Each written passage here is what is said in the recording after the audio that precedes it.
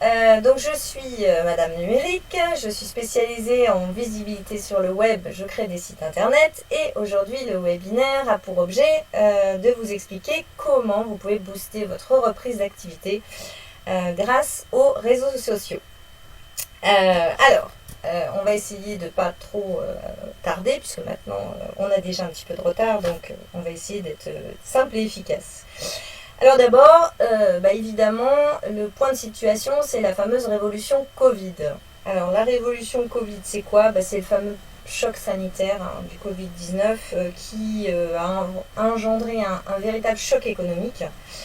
Et tout ça nous met dans une situation qui n'est pas commune et qui n'est pas celle que nous connaissions avant, ce qui veut dire qu'on doit, en termes de communication, adapter complètement ses messages, sa façon de communiquer.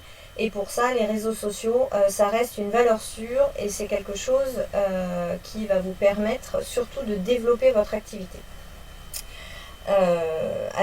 Cette révolution Covid, en fait, ça a surtout permis de révéler toute cette puissance, la puissance de ces outils numériques et des réseaux sociaux, puisque certaines entreprises ont découvert qu'il y avait un marché sur les réseaux sociaux. D'autres se sont servis des réseaux sociaux pour se réinventer, soit pour développer des nouvelles façons de travailler, soit éventuellement des nouvelles formes de commerce, vendre autrement, prendre les commandes autrement. Enfin, il y en a d'autres qui ont, dans cette période-là, développé une notoriété qu'ils n'avaient pas forcément avant grâce aux réseaux sociaux et qui ont ainsi gagné des clients. Alors, ce qu'il faut voir, c'est que la plupart des gens se sont vraiment interrogés sur leur présence sur le web. Et ça, c'est la première chose que je vous dirais de faire. C'est déjà de faire un petit bilan sur où vous en êtes en fait. Alors, il y a 3 questions à se poser, d'accord? La première question, c'était avant le Covid, quelle était ma présence sur les réseaux sociaux? Comment je communiquais? Est-ce que j'étais présente déjà? Est-ce que ça m'apportait des clients? Qu'est-ce que je visais, etc. C'est vraiment important en fait de se poser la question de l'avant Covid parce que les choses ont changé. Donc si on faisait des choses auparavant, il va falloir modifier ses pratiques. Et il va falloir aussi modifier sa façon d'appréhender les choses. D'accord ? Le deuxième petit audit qu'il faut que vous réalisiez, c'est effectivement vous dire, pendant le confinement, moi et mon entreprise, comment j'ai appréhendé mon activité grâce aux réseaux sociaux. Alors par exemple, il y a certains restaurateurs qui se sont mis à faire des plats à emporter et qui se sont servis des réseaux sociaux d'une part pour mieux se faire connaître et pour dire coucou, on est toujours ouvert, mais aussi pour mettre la carte de chaque jour, voire même pour prendre les commandes via Messenger. Donc, par exemple, c'était une nouvelle pratique, une nouvelle façon de penser le métier. Et l'idée, c'est de se dire, à ce moment-là, est-ce que j'ai tissé des liens avec mes clients? Est-ce que j'ai essayé des nouvelles techniques? Il y a beaucoup de gens qui se sont mis à faire, par exemple, de la téléconsultation ou des lives. L'idée, c'est de se dire, par rapport à tout ça, aujourd'hui, qu'est-ce qu'on en fait de tout ça? Parce que ce qu'on a fait avant le Covid, ce qu'on a fait pendant le Covid, aujourd'hui, il faut qu'on en tire le bilan et il faut surtout se servir de ça comme une expérience enrichissante et qui va nous permettre de booster. Alors aujourd'hui, si je communiquais énormément pendant le Covid, est-ce que je continue de le faire ou est-ce que j'ai complètement arrêté? Même chose si je m'étais mis à faire des rendez-vous live ou des téléconsultations, est-ce que dans mon activité, je continue ou pas à utiliser ça? Pourquoi se poser ces questions-là? Tout simplement parce que ça va nous permettre d'adapter notre stratégie pour la rentrée en fait. Alors, je dis très naturellement une activité sur les réseaux sociaux, mais le constat peut aussi être très simple, c'est je ne fais pas grand-chose sur les réseaux sociaux, je m'en rends compte, je me rends surtout compte que d'autres, grâce aux réseaux sociaux, ont des résultats, et peut-être que j'ai envie de m'y mettre. Donc ça peut aussi être ça le constat. Pour le coup, il n'y a pas de jugement à avoir parce que c'est vrai que ça paraît évident mais ça ne l'est pas. Donc c'est vrai que c'est important de se former. Et pour le coup, mettre en place une stratégie digitale, c'est quelque chose qu'il faut quand même travailler. Ça ne se fait pas comme ça du jour au lendemain. Quand on va justement mettre en place sa stratégie digitale, on va se poser des questions. D'abord, quel réseau pour quelle clientèle? On ne va pas sur un réseau social s'il ne s'y trouve pas sa clientèle cible. Ça paraît tout bête, mais pour le coup, c'est aussi souvent comme ça qu'on dépense beaucoup d'énergie et que on n'a pas la contrepartie qu'on attend, c'est qu'on n'est pas forcément au bon endroit. Donc déjà la première question, c'est est-ce que le réseau social que j'envisage d'utiliser est en adéquation avec ma clientèle? Est-ce que ma clientèle s'y trouve? Ensuite, moi, est-ce que j'ai déjà un profil? Est-ce que j'ai déjà une page? Qui va le gérer? Parce que ça nécessite quand même quelques petites connaissances. Donc pour le coup, c'est intéressant de se poser la question de savoir qui va s'occuper de gérer les réseaux sociaux. Alors là, je vous vois déjà derrière mon ordi en train de dire « Oh là là, mais ça prend beaucoup de temps, c'est trop chronophage, etc., etc. » Alors, je vous dirais oui et non. Oui, ça peut prendre beaucoup de temps, être très chronophage, pour peu qu'on ne soit pas organisé. Non, ça ne prend pas beaucoup de temps et pour le coup, ça peut être une stratégie très efficace à condition d'utiliser les bons outils. Il faut savoir que très souvent, ce que vous considérez comme du temps passé sur les réseaux sociaux, certains le considèrent comme un temps où on s'amuse, comme du temps perdu. Ce n'est pas le cas.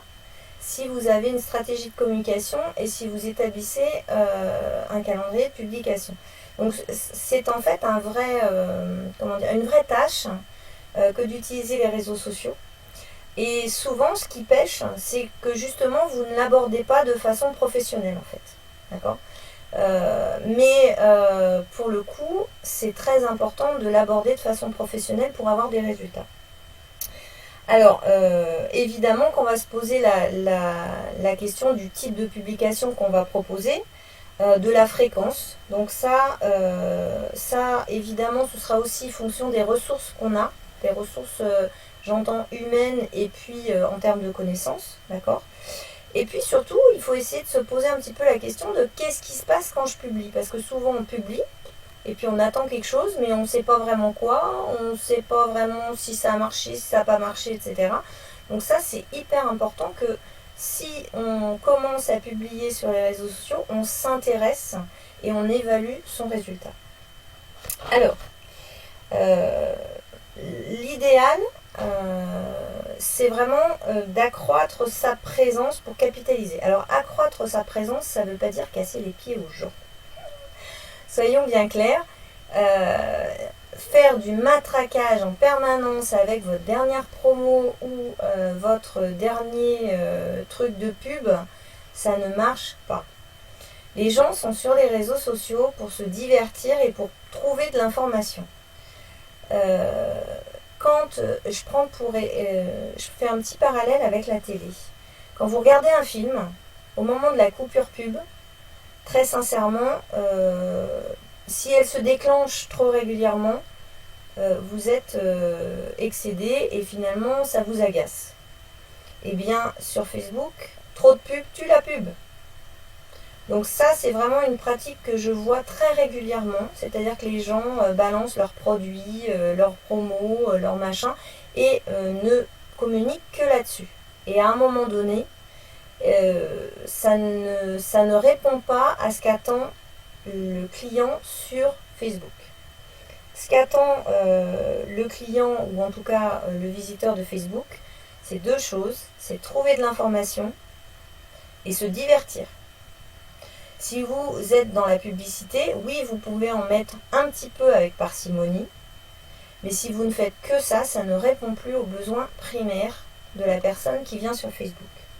Alors, je vous donne comme exemple Facebook, parce que c'est celui qui a connu, pendant le Covid, la plus grosse augmentation. Alors, je vais quand même vous donner quelques petits chiffres, et puis après, je vous parlerai des messages qu'on peut transmettre à l'heure actuelle. Alors, pour vous donner un exemple, le nombre d'utilisateurs de Facebook a augmenté de 60% avec la crise du coronavirus. C'est une étude Kantar. Donc ça veut dire quoi? Ça veut dire que les gens, ceux qui ne connaissaient pas s'y sont mis, les entreprises qui ne connaissaient pas s'y sont mis, bref, ça a été, entre guillemets, le lien social qui n'existait plus en vrai. D'accord?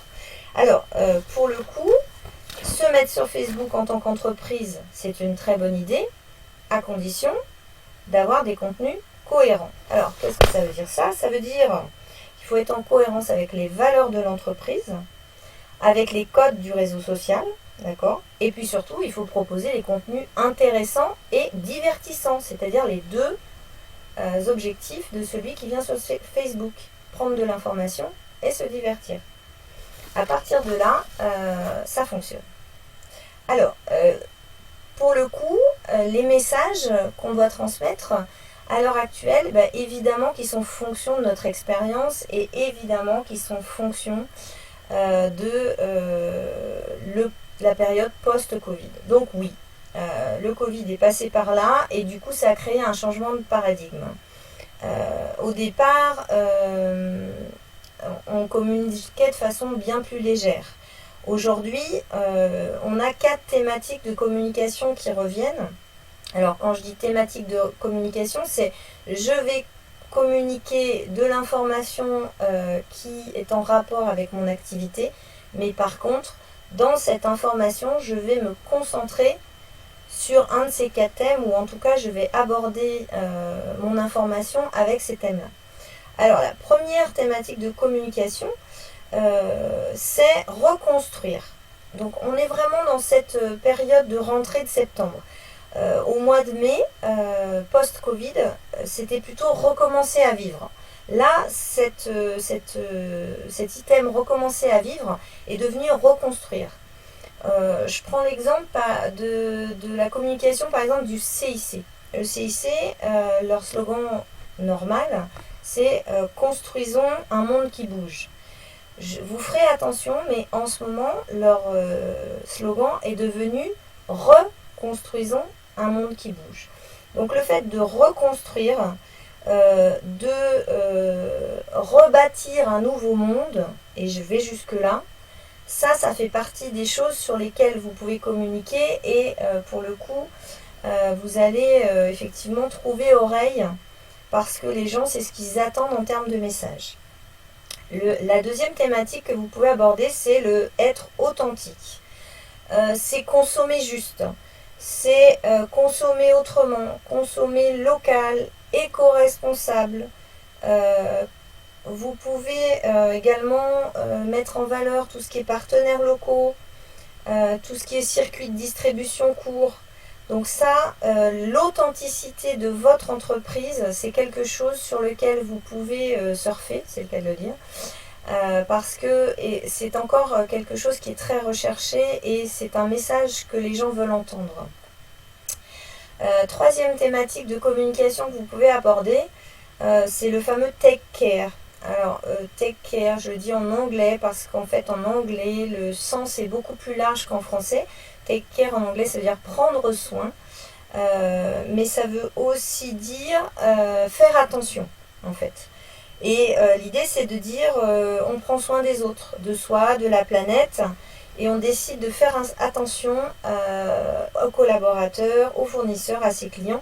Et l'idée, c'est aussi de prendre soin les uns des autres. Donc, par exemple, on peut communiquer sur le développement participatif. Alors, qu'est-ce que ça veut dire? Ça veut dire, tiens, je veux mettre en place un nouveau produit. Je peux demander aux gens leur avis sur la couleur. Et ça fait partie des publications participatives. Le faire attention, c'est je fais attention à mes clients et donc je m'intéresse à savoir quelle est leur couleur préférée pour mon produit. Donc ça, c'est très important et je dirais que c'est même l'item qui va prendre de plus en plus d'importance. Alors ça avait commencé en post-Covid et je pense que plus ça va aller, plus le côté participatif, le côté on prend soin de soi, on prend soin de ses clients, on prend soin de son environnement, le take care, va, à mon avis, se développer encore plus. Quatrième thématique de communication, c'est tout ce qui est réassurance. Donc réassurance, c'est quoi? C'est garder vos distances et protégeons-nous les uns les autres. C'est chez nous, nous avons tel et tel process pour faire en sorte de vous garantir les mesures sanitaires, etc. etc. Donc ça, alors ça a tendance à être, ça avait tendance, pardon, à être un petit peu moins présent ces derniers temps, parce que les gens finalement, ça commence à rentrer un petit peu dans le commun. Donc il y avait une baisse de ce sujet-là, en tout cas par rapport aux attentes des gens qui viennent sur les réseaux sociaux. Pour le coup, c'est en train de remonter. En fait, finalement, cet item-là, le fait de rassurer, suit vraiment la courbe du Covid, très simplement. Donc en fait, quand on a réaugmentation des cas, on peut recommencer un petit peu à publier sur ces sujets-là, parce que ça fait partie des items qui vont être porteurs en termes de communication. Alors vous allez me dire, ces items de communication, oulala, elles sont pas super drôles. Eh bien oui, ces items de communication, à vous de faire en sorte de les rendre un peu plus légères. Pourquoi je vous dis ça? Parce qu'effectivement, les gens viennent sur les réseaux sociaux non pas pour être plombés, mais pour passer du bon temps. C'est un divertissement. Comme on va au cinéma, à la télé, finalement, le réseau social, il est vécu comme ça. Ça veut dire quoi? Ça veut dire aussi qu'il faut être en mesure de fournir un contenu divertissant. Alors ça peut être via des citations, ça peut être via des BD ou des illustrations un peu rigolotes. Et puis, pour le coup, l'idée c'est vraiment d'apporter de la légèreté dans ces thématiques de communication. Alors, il va s'agir pour vous, à partir de ces tendances, d'établir un plan de communication numérique. Votre transformation numérique est en marche. C'est-à-dire qu'aujourd'hui, on ne peut plus passer à côté. S'il y a quelque temps, on pouvait se passer, ou en tout cas, on pouvait faire ça un petit peu en dilettante, le Covid a montré que les outils numériques étaient hyper puissants. Et aujourd'hui, c'est juste indispensable. C'est-à-dire que ce qui pouvait être repoussé jusque-là ne l'est plus. Aujourd'hui, il faut vraiment s'y mettre. Alors, pour mettre en place un plan d'action numérique, il va falloir vous poser un petit peu et vous dire quels sont vos objectifs. Sur les réseaux sociaux, on peut viser plusieurs objectifs. Alors, je vous ai listé quelques objectifs possibles. Ça, c'est fonction de l'entreprise et c'est fonction de l'activité. La première chose, par exemple, ça peut être gagner en notoriété ou en visibilité. Donc localement, j'ai envie de me rendre plus visible et du coup, je vais adapter ma stratégie réseaux sociaux pour ça. Un autre des objectifs qu'on peut poursuivre, c'est d'être reconnu en tant qu'expert. C'est-à-dire avoir une certaine expertise qui fera que derrière, on viendra vous voir pour ça. On peut également chercher à créer une communauté. Alors là, par contre, si vous avez des activités de type restauration ou par exemple une salle de sport, créer une communauté, c'est une très très bonne idée. Et pour le coup, ça peut être très intéressant pour vous d'aller sur cet objectif-là. Vous pouvez également vouloir générer du trafic client en magasin ou à l'agence. Et dans ce cas-là, l'objectif va être de revenir à la proximité. D'accord ? Également, recréer du lien. Alors, recréer du lien, ça rejoint un petit peu ce que je disais juste avant. C'est via les réseaux sociaux et les réseaux virtuels, le lien virtuel, on revient à du lien traditionnel. Et là, pour le coup, c'est pareil, une stratégie réseaux sociaux peut être développée dans cet objectif-là. Et puis dernier objectif que souvent finalement on considère comme l'objectif prioritaire, c'est gagner des clients, trouver des nouveaux clients. Alors ça, pour ceux qui se sont réinventés pendant le Covid, je pense aux gens qui se sont mis à faire des livraisons à domicile, qui ont proposé tel ou tel service en plus de ce qu'ils faisaient auparavant. Et bien pour le coup, ceux-là, ils ont vraiment gagné des nouveaux clients.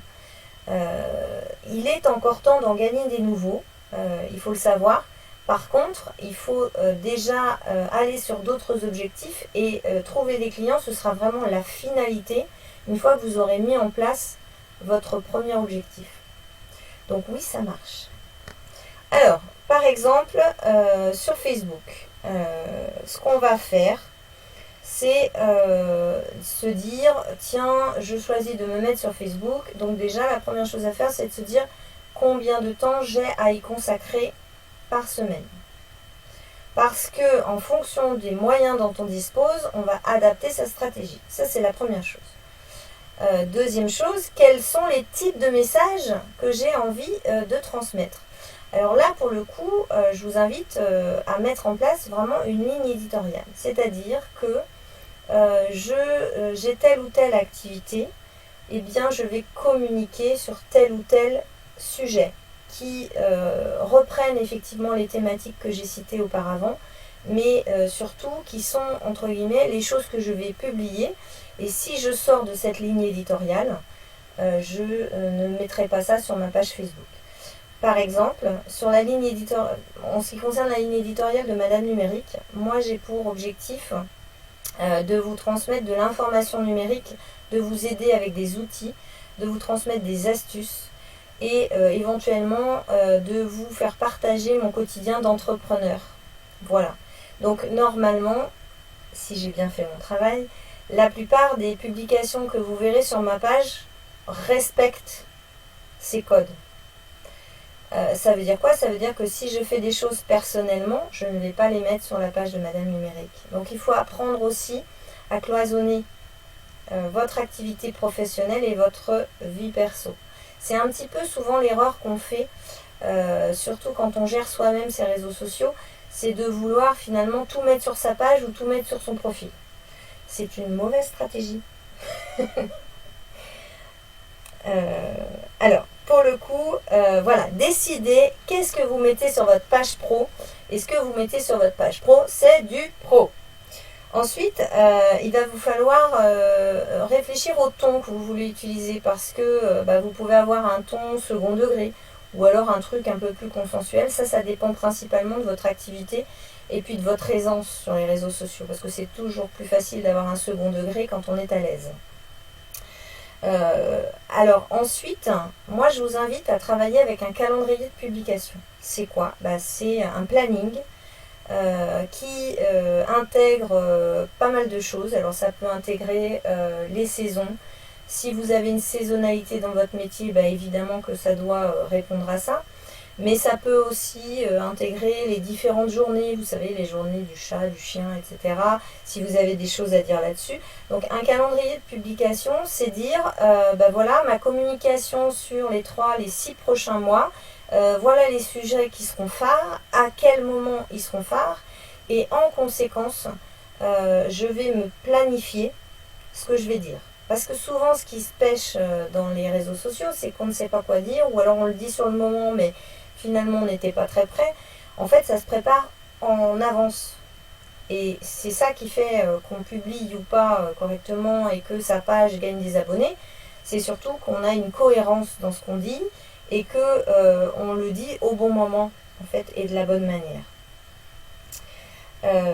Alors justement, je reviens un petit peu sur les sujets qu'on va aborder. Dans les sujets qu'on aborde, je le redis, mais là-dessus, je pense que je serai intraitable, arrêtez la pub. Arrêtez la pub. En tout cas, la pub directe. Cette pub directe, elle ne sert pas à grand chose, à moins que vous ayez vraiment une page avec énormément d'abonnés et qu'à la limite vous fassiez du sponsoring. Mais sinon, n'allez pas sur ce chemin-là en fait. C'est pourquoi? Parce que vous n'avez pas la structure associée. En général, si vous êtes une petite structure, vous ne gagnerez pas des abonnés en faisant de la pub. Au contraire, vous en perdrez. Donc, si vous ne savez pas comment faire, évidemment, vous pouvez faire appel à Madame Numérique. Moi, je peux vous aider à établir une ligne éditoriale, à mettre en place une stratégie digitale et à vous former pour mettre en place une stratégie de réseau social. Ensuite, vous allez aussi faire attention aux visuels que vous allez choisir. Une photo, une vidéo, les visuels, c'est très important parce qu'en fait, le visuel, c'est vraiment la porte d'entrée sur le réseau social. C'est-à-dire que si vous avez une photo moche, pardon de le dire comme ça, on ne regardera même pas votre publication. Donc c'est très important, le travail sur les visuels. Même chose, il y a des outils qui existent qui vous permettent de faire des visuels vraiment jolis. Si vous devez faire des photos, assurez-vous d'avoir un appareil qui vous permette de faire quelque chose de correct. Alors ça ne veut pas dire d'avoir un appareil réflexe dernier cri et d'être photographe. Ça veut dire faire en sorte de ne pas avoir un appareil photo qui est intégré à votre téléphone portable et qui fait des photos floues par exemple. C'est le b.a.-ba, il n'empêche qu'on en voit encore beaucoup. D'accord ? Ensuite, une fois que vous aurez mis tout ça en place, effectivement, il va falloir tester différents formats pour voir comment vous pouvez fidéliser vos clients et surtout développer une communauté. Parce qu'en fait, qu'est-ce qui va faire que vous êtes visible sur le net? C'est votre communauté. Alors j'en profite d'ailleurs pour remercier tous ceux qui ont partagé ce webinaire. Parce que j'ai eu la grosse surprise de voir qu'il y avait beaucoup de gens qui partageaient, donc ça m'a fait beaucoup de plaisir. Et c'est vrai que cette communauté-là, c'est vraiment votre force. Et c'est d'ailleurs ce qui fait la force du réseau social. Alors, grandir votre communauté, pour le coup, faites appel à vos réseaux.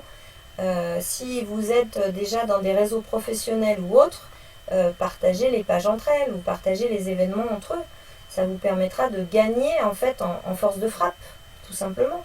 Au lieu d'avoir une personne qui publie, vous serez peut-être 5 ou 6 à partager la même info et du coup elle aura forcément plus de visibilité sur les réseaux sociaux. Alors ça peut être demandé aussi à vos abonnés de partager dans la publication. Merci pour les partages, etc. Alors ça rapporte pas forcément énormément de partages dans un premier temps, mais pour le coup, c'est vrai que ça peut marcher.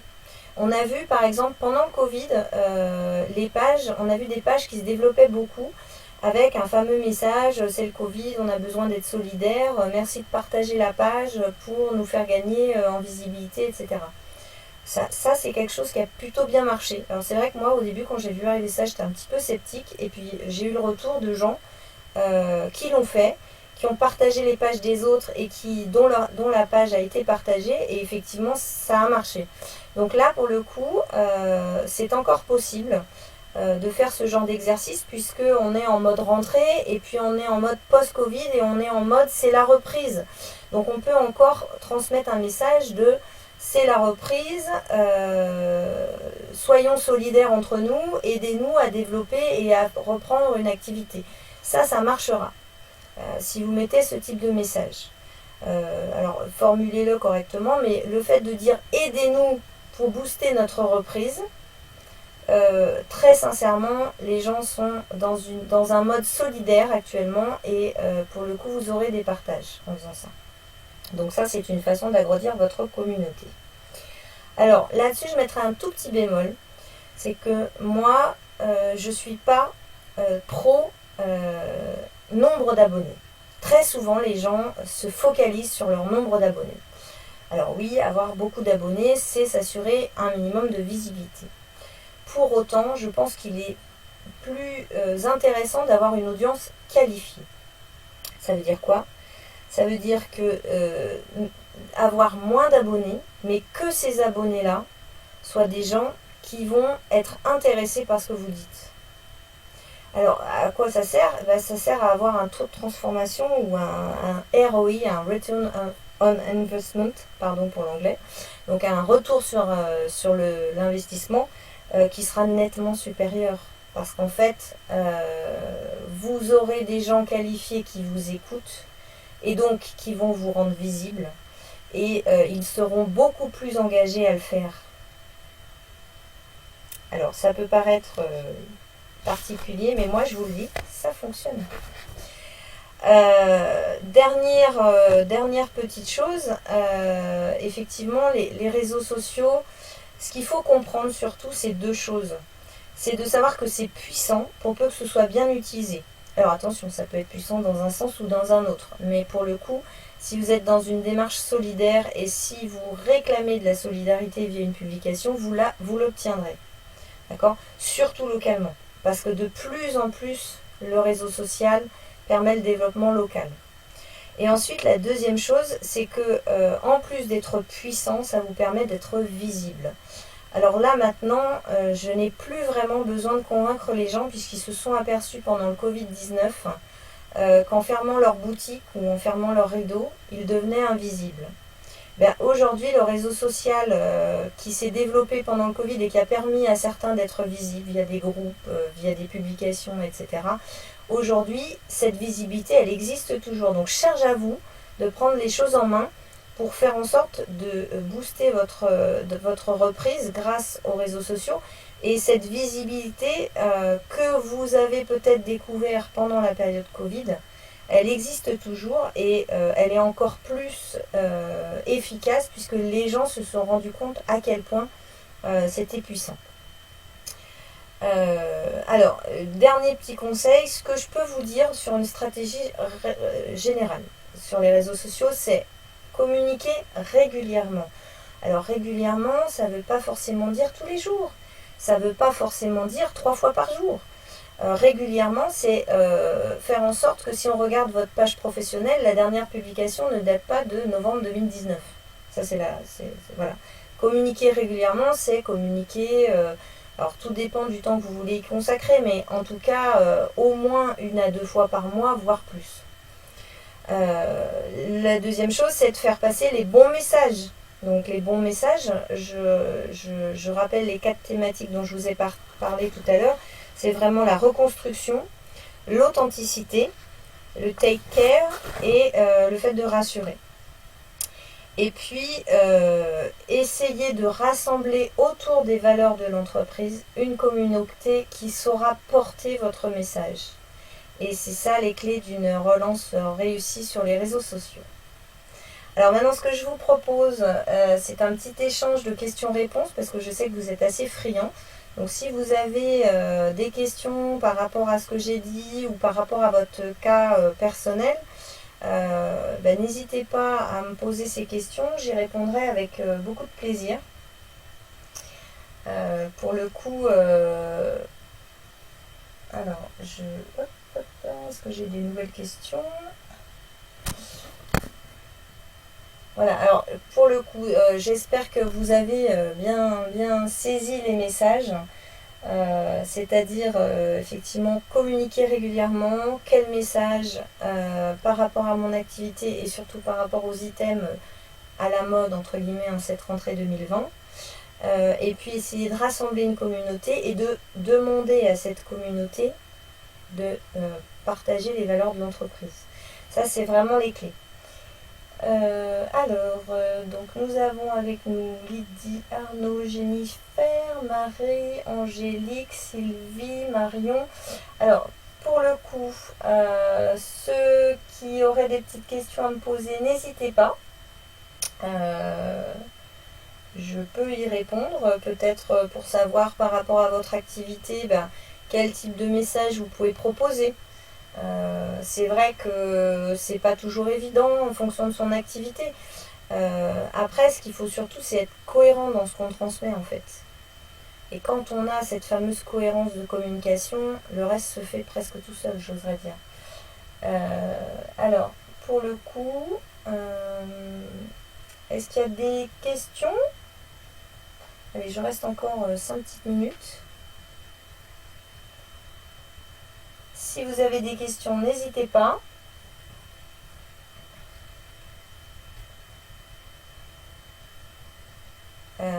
Une petite question peut-être. Bon, écoutez, a priori, pas plus de questions que ça. C'est que j'ai été formidable et claire. Alors Arnaud, pour m'offrir le casque, n'hésite pas, je te donnerai ma taille. Mais trouve-moi un truc qui ne me décoiffe pas. Écoutez, sur ces belles paroles, puisqu'a priori nous n'avons pas plus de questions que ça, je vous invite effectivement à anticiper votre communication, surtout à y réfléchir et à réfléchir à qu'est-ce que vous avez à dire et qu'est-ce que vous voulez dire. J'ai une petite question de Fred. Pour mon activité, penses-tu que les articles que je publie sont pertinents? Alors, Frédéric, merci de ta question d'abord. Frédéric donc a une activité liée au Qigong. D'ailleurs, on se voit tout à l'heure. Pour le coup, ce que tu publies, c'est très souvent de l'article informatif sur effectivement des sujets liés à ton activité qui est le Qigong. Moi, je trouve ça tout à fait pertinent. Maintenant, il va falloir essayer d'aller un petit peu plus dans la proximité. C'est-à-dire que là, tu as vraiment ce côté informatif. Ça y est, tu es dans les clous. Peut-être qu'il faudrait essayer de tisser un peu plus de liens et d'essayer d'avoir un peu plus d'interaction avec ta communauté. Et pour ça, peut-être qu'il faut partager des choses un peu plus personnelles de l'activité. Alors quand je dis personnel, c'est évidemment, par exemple, proposer une story, on se met en place pour le cours. Ou tu le fais quelquefois d'ailleurs, c'est proposer une photo du dernier cours en disant on s'est retrouvé à tel et tel endroit. Donc l'idée c'est de l'information générique, on va essayer de revenir un petit peu au local. Voilà ce que je peux t'en dire. J'espère que j'ai répondu à ta question. Alors j'ai Nadège, je te remercie, c'était très clair. Arnaud, as-tu des outils pour communiquer en simultané sur plusieurs réseaux? Évidemment, je suis Madame Numérique, je te rappelle Arnaud. Non, mais vous pouvez utiliser Alors, il y a plusieurs choses. En fait, ce que tu me demandes, Arnaud, ça s'appelle un agrégateur. Un agrégateur, c'est quoi? C'est un outil qui permet de publier en même temps sur Facebook, sur Instagram, sur d'autres réseaux, LinkedIn, Twitter, etc. etc. Des agrégateurs, vous en avez plusieurs. Vous avez par exemple Hootsuite ou Buffer. Buffer, B-U-2-F-E-R, c'est celui que je connais le mieux, qui marche plutôt pas mal. Maintenant, si vous ne voulez publier que sur Instagram et Facebook en même temps, soit vous le faites depuis Instagram et puis vous faites la coche publier sur Facebook en même temps, soit vous utilisez le Creator Studio. Donc c'est quelque chose qui a été mis en place récemment par Facebook et ça vous permet de programmer en particulier sur Instagram. Sur Instagram, vous pouvez programmer vos publications grâce au Creator Studio de Facebook. Si vous avez besoin, je vous mettrai en lien comment on fait pour aller dans le Creator Studio de Facebook et ça vous permet de gérer par exemple votre page Facebook et votre page Insta en même temps et par contre de programmer soit l'un soit l'autre et c'est vrai que programmer Instagram c'est pas toujours très très facile. Donc voilà pour répondre à ta question Arnaud. Donc soit tu vas chercher un agrégateur, soit tu utilises le Creator Studio de Facebook qui est assez récent et qui marche plutôt pas mal. Angélique, je vends des produits de cosmétiques, quelle publication je pourrais mettre? Alors Angélique, par rapport à la cosmétique, là encore, la cosmétique c'est un domaine assez technique. Donc pourquoi ne pas proposer des publications avec tel ou tel ingrédient qui serait dans une de tes cosmétiques que tu vends? Je sais pas, par exemple, il y a des cosmétiques au sel de mer ou je ne sais quoi. Et pourquoi pas essayer de mettre l'accent justement sur les ingrédients qui seraient naturels. Donc là, on serait vraiment sur le côté authentique. D'accord ? Et de proposer des articles comme ça autour de tes cosmétiques. Et puis peut-être par rapport à tes cosmétiques, je ne sais pas quels sont les modes de distribution, mais pourquoi pas des expériences de clientes qui soit ont testé quelque chose, soit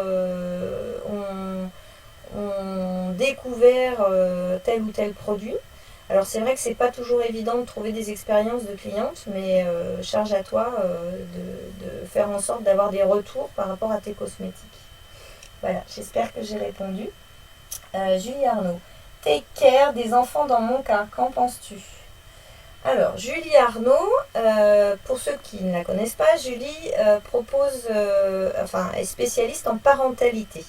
Elle accompagne les parents et les enfants pour bien vivre ensemble. J'espère que je ne dis pas des bêtises, Julie. Take care des enfants. Alors oui, prendre soin des enfants, j'irai même plus loin. C'est-à-dire que oui, prendre soin des enfants, c'est ce qu'on attend de toi déjà. Puisqu'on vient faire appel à toi pour des conseils en parentalité. Donc on suppose quand même que c'est pour faire attention aux enfants. Je dirais même plus, faire attention, donc take care, mais aux enfants et à la famille, en fait, et à l'environnement. Il faut que tu penses un tout petit peu plus large que les enfants dans ta communication. C'est vraiment pour moi take care, mais de la cellule familiale. Voilà ce que je peux t'en dire. Marie, merci, plein de super infos et de révisions. J'ai pas de questions particulières. Merci quand même pour les compliments, Marie. Et ben écoutez, a priori tout le monde a eu réponse à sa question puisque je vois des merci. J'espère que j'ai pu vous orienter un petit peu sur des formats de communication, des sujets d'actualité. Si vous ne savez pas quoi dire, parce que c'est vrai que c'est pas évident, essayez déjà de reprendre les 4 thématiques et de voir comment elles s'appliquent à votre métier. Et ça vous donnera sûrement des idées, comme tu l'as fait d'ailleurs très, très justement, Julie, de dire take care pour moi par rapport aux enfants. Voilà, c'est vrai que c'est intéressant de partir de la thématique et puis d'essayer de voir comment je peux la ramener à mon métier. Par exemple, le boulanger va pouvoir dire, tiens... moi, mes farines sont naturelles, donc le côté authentique. Moi, pour préparer le pain, je mets mon masque et machin, je vais plutôt être du côté rassurant, etc. etc. L'idée, c'est vraiment de parler de vous, mais sans forcément vouloir faire de la pub. Juste raconter qui vous êtes et quelles sont les valeurs de votre entreprise. Si déjà vous mettez ça en place, vous aurez déjà fait une bonne partie du chemin. Frédéric, merci beaucoup, très instructif. À tout à l'heure. Mais oui, je serai à l'heure. En tout cas, merci à tous. Je vais m'arrêter là pour ce webinaire. Je vous présente encore mes excuses pour le démarrage qui a été quelque peu chaotique. Mais bon, il faut bien que Madame Numérique ait quelques petits soucis aussi, sinon je serai parfaite. Et pour le coup, si vous voulez me retrouver, vous avez d'autres lives qui sont disponibles sur ma chaîne YouTube ou sur ma chaîne Facebook. C'est vraiment deux choses différentes. Donc sur les deux, j'ai des webinaires qui sont souvent thématiques, que vous pouvez consulter gratuitement en replay. Si vous avez besoin que je vous aide à établir une ligne éditoriale ou que je vous propose une formation pour vos réseaux sociaux, vous savez où me trouver.